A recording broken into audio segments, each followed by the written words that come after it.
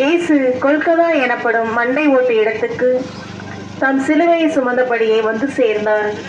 அவரிடமிருந்து சிலுவையை எடுத்து கீழே போட்டவர்கள் அவருடைய ஆடைகளையும் கலற்றினார்கள்.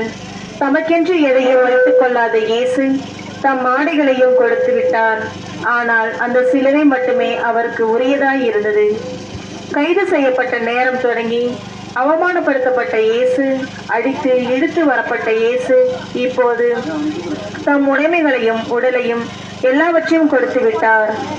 இயேசுவை நம்பும் நாம் இன்று சேர்ப்பதிலேயே அதிகமாக பெருக்குவதிலேயே கவனம் செலுத்துகிறோம். பட்டினியால் வறுமையால் பின்தங்கியுள்ள மக்களுக்கு நம்மிடம் இருப்பதிலிருந்து நல்ல உள்ளத்தோடு கொடுக்கிறோமா? கொடுத்தாலும் நமது மனநிலை என்ன? தீய எண்ணத்தோடு ஆதாய மனத்தோடு கொடுக்கிறோமா? நம்மிடம் உள்ளதை சிறிதளவு கொடுத்துவிட்டு அதிகமாக மீண்டும் எதிர்பார்க்கிறோமா? அநியாய வட்டி வசூலிக்கிறோமா? கொடுப்பது சிறியதாகவும் அபகரிப்பது அதிகமாகவும் உள்ளதா? சாதாரண பாமர மக்களுக்கு தர வேண்டிய ஊதியத்தை நியாயமாக கொடுக்கிறோமா அல்லது ஏமாற்றுகிறோமா?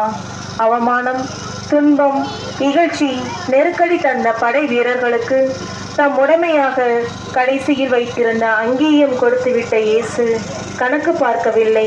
தம்மை முழுவதும் இழந்து விட்டார். சிந்தித்து பாருங்கள். நாம் இழக்கிறோமா? இன்னும் சேர்க்க வேண்டும் என்று அழைகிறோமா? கொடுப்பதில் இயேசுவை போல கொடுப்போம். இழப்பு, தியாகம் என்னும் சிலுவையை சுமப்போம்.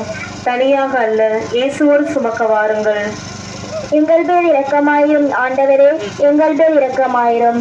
இறந்த நம்பிக்கையாளர்களின் ஆன்மாக்கள் இறைவனின் இரக்கத்தினால் அமைதி நிலைப்பார்களாக. ஆமென்.